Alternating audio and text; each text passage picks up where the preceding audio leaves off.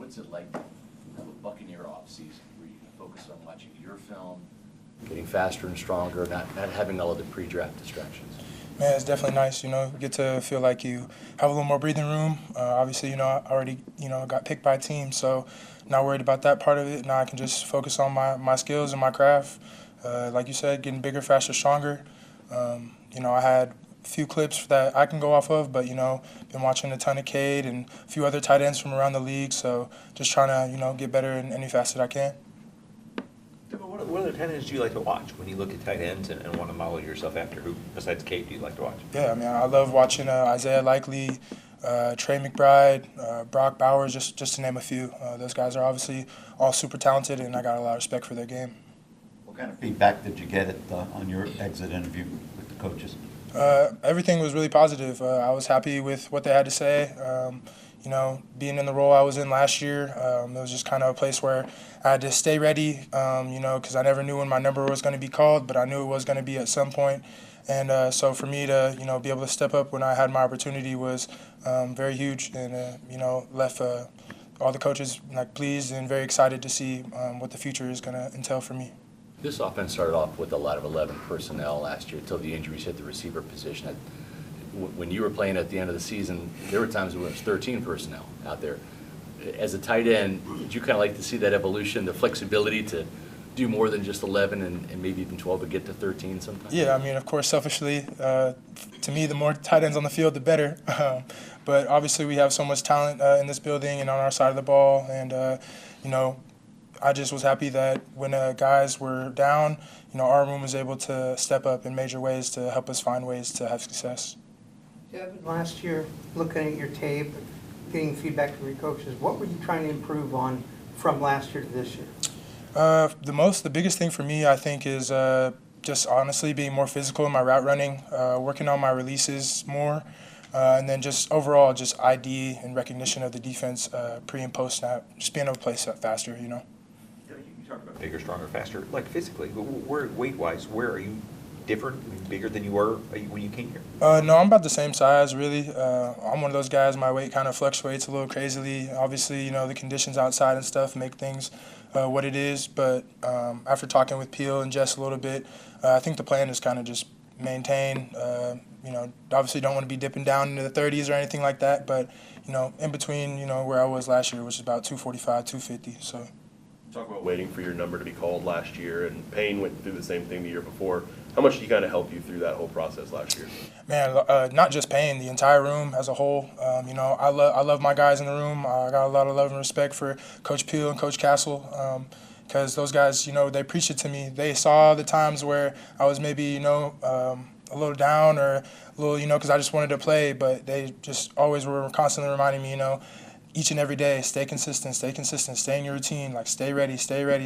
And eventually, when I had the opportunity, I was able to do what I did with it. So you probably didn't get a ton of reps with Baker, during practice or during the season necessarily, but when you did play and he found you, how valuable was that for him to see you and you guys connect like that on the field? I think it's important because in moments like that, you're building trust, you're building rapport with your quarterback, which is obviously huge if you're someone that wants to get the ball thrown to you. So I think us having the connections that we did the couple times where he was able to find me is just something that we're going to be able to continue to build on as we go into the next season.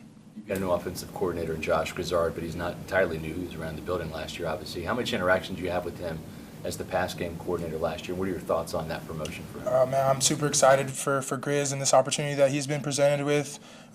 Extremely knowledgeable coach. Definitely knows, the ins and outs of what he's trying to, teach us and have us be able to develop into as an offense.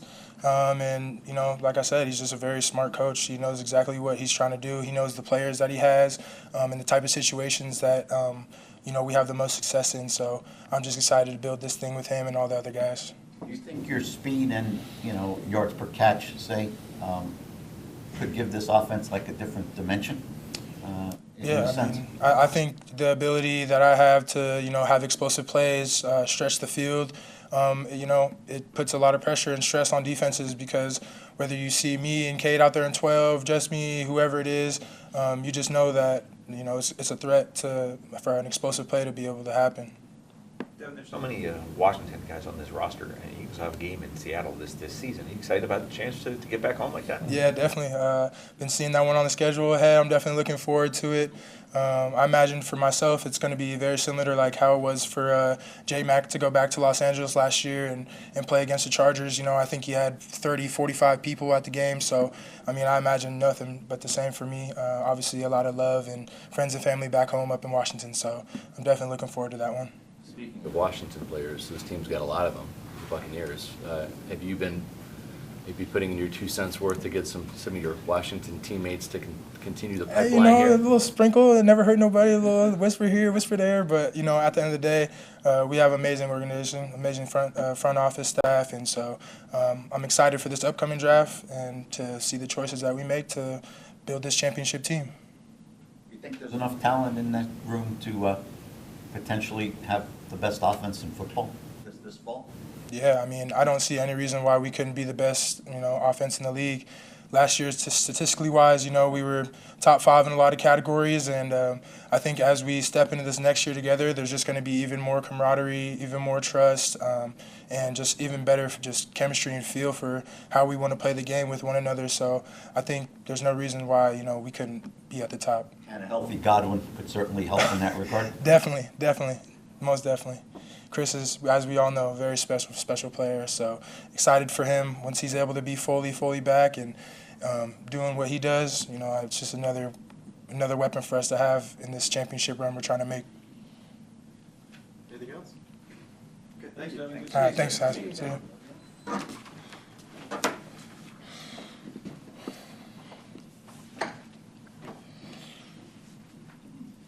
What do you think of Mr. Reddick joining the building here? Oh man, it's nice to have him on the team. Can't wait to work with him. Make sure we all get on the same page. Get out there and have some fun. What do you think his biggest impact could be on defense?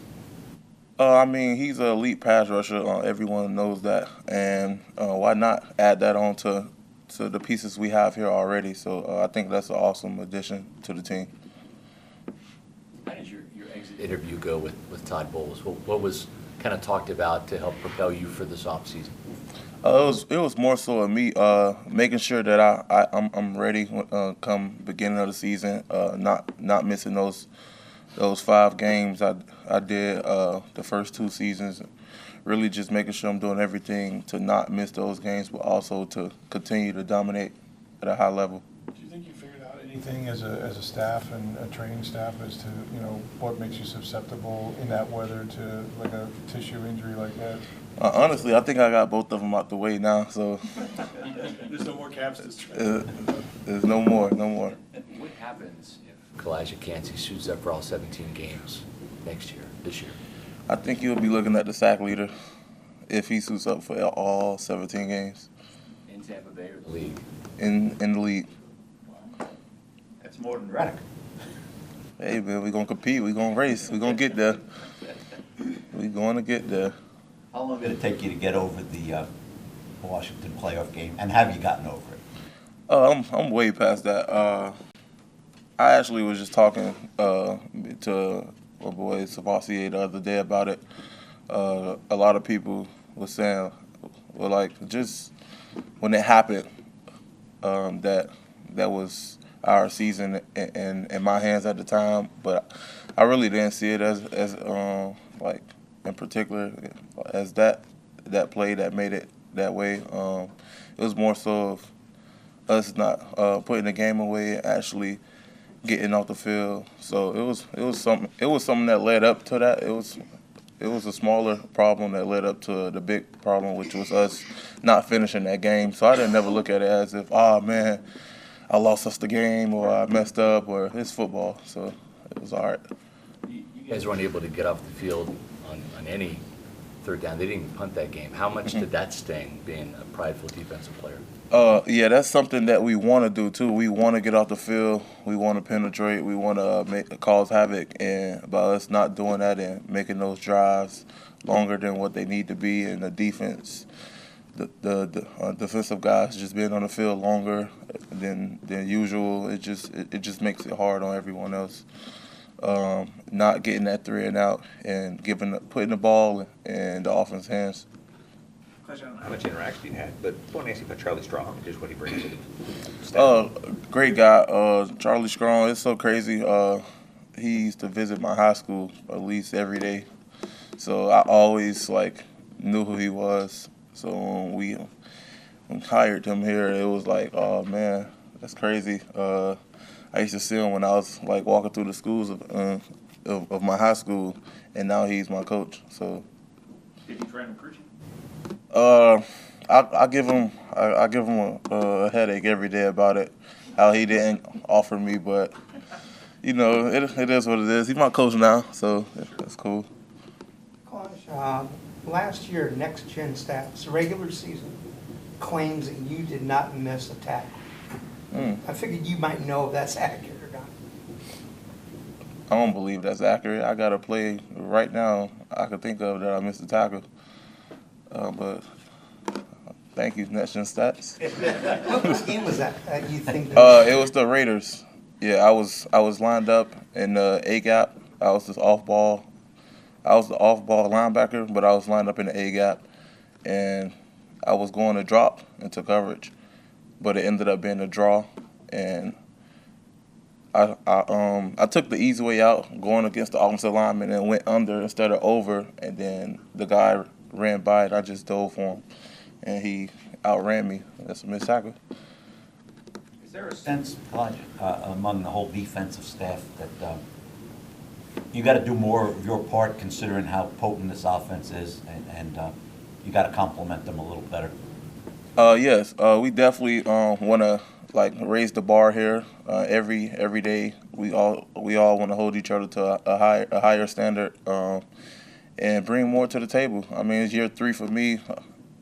I'm sure the coaches, my teammates, they all want to see more from me as much as I want to see more from myself. So that's just how it is around here. We all bring each other up, and we also want to be as good as our offense is as well. What kind of season do you think is on tap for Yaya Diaby? Man, Yaya's gonna have a crazy season. We don't stop talking about it. It's just something we always, this year we always talk about how we want to go out there and dominate. So by far, just looking at the work that's been put in this offseason is definitely rolling on the right path. You mentioned Servacio Dennis. You played with him at Pitt. He's had some flashes of that guy that played for the Panthers, but the injuries have been a hindrance too. What do you expect from him with that shoulder now surgically repaired and behind him?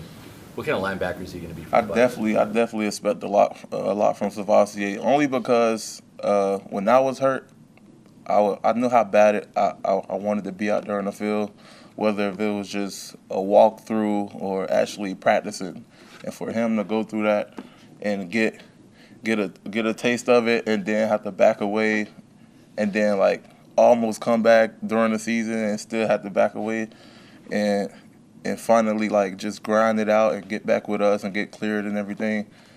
I think he's gonna have a phenomenal season. So be on the lookout for Servacio. All right, thanks, guys. Thank you, guys.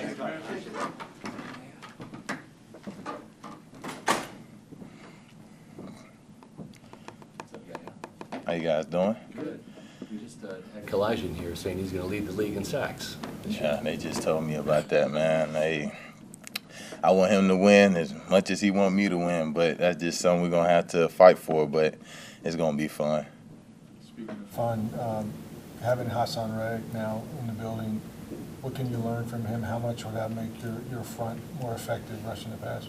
Yeah, just watching film on him previously, guy can get to the quarterback, and that's what I want to do this year, get to the quarterback. So I'm going to just pick his brain and, just get a little intel on what he sees and what he's been coached his whole career, and just feed off that. Presumably, maybe you get more one-on-ones. I know you had a lot of attention from tight ends and running backs last year, but they got a couple guys to worry about, right?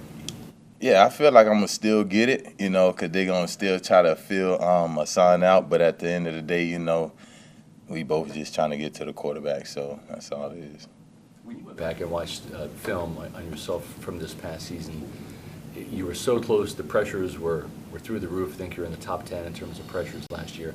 Was there a common denominator that you saw in your rushes that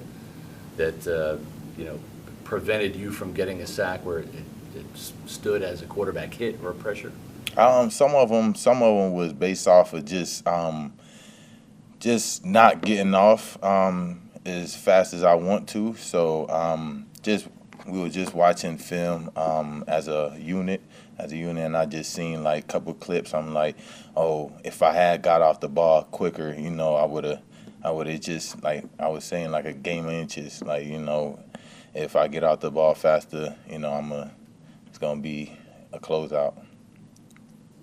Coach Bowles recently spoke about how much you grew mentally from year 1 to year 2, just being in the league. Where do you feel like you've grown the most over the last couple of years? Just staying consistent, even though the sack numbers went down, I feel like I've been consistent in all other categories, and I just want to keep building on that. Yeah, you said hit off may have gotten you a couple more sacks. Has that been a focus for you this offseason to improve that? Really, my get off never been the problem. I believe I got great get off. It's just play recognition, just seeing if I know it could be play action, or if I know it could be certain things, just that extra get off. Getting sacks and rushing the passer is a huge part of an edge rusher's game, obviously, but so is defending the run and setting the edge.